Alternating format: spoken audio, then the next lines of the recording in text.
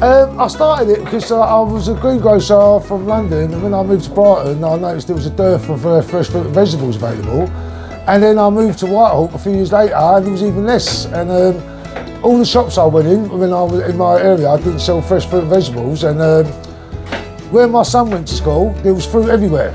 So people in Whitehall died 12 years younger, and I think one of the reasons for that could be the lack of access to fresh fruit and vegetables when they're young. So I set up the East Brighton Food Co-op to try and bring more fruit and vegetables into the area, and then it sort of like developed into a daily Meals and Wheels citywide service across Brighton and Hove. So what started off as a local offering became citywide like very soon.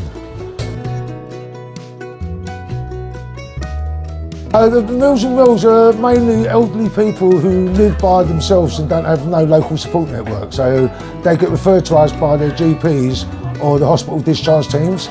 So most of the people we are delivering the meals to are suffering from malnutrition, and they're using our meals as food is medicine. So we believe that food is medicine is what we've been campaigning on for years. And our food helps them to recover their health and well-being.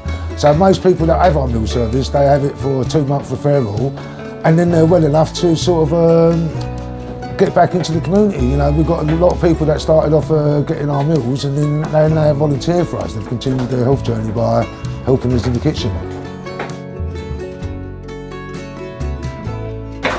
I'd like people to know that our work is helping to get people out of hospital, and the recommendations we'll be making in our report, if they're implemented, could save the country billions and help elderly people recover at home faster in their own communities. You know, and it could save the country billions. So we're going to be bringing out a report next week called Malnutrition in the UK. The invisible problem costing our NHS 22 billion annually. And we're going to have 5 recommendations in that report, which, if implemented, will save the country billions. So how can people get involved? Check out our website, East Brighton Food Co-op. The report's going to be released on there next week. And if you're a local not-for-profit food group or Meals and Wheels provider anywhere in the country, get in touch, mate. We need to work on this together, and yeah, let's get community Meals and Wheels back on the menu.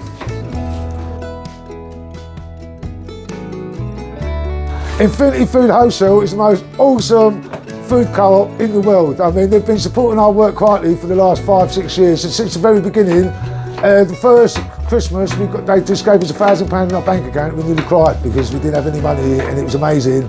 They've bought us our van, they gave us money for the insurance, and they've helped us. They're just amazing. Without the Infinity Food Wholesales, we might have thrown in the towel like a few years ago, because it was sort of like, you know, when you've got a mountain to climb and you feel like nobody's on your side, it gets a little bit distressed, a little bit discouraged. You get discouraged, you feel like giving up, but to getting things like help from the people like Infinity Food Wholesales, it just restores your faith in the kindness and the goodness in the world. So thank you, Infinity Food Wholesales, you're massive.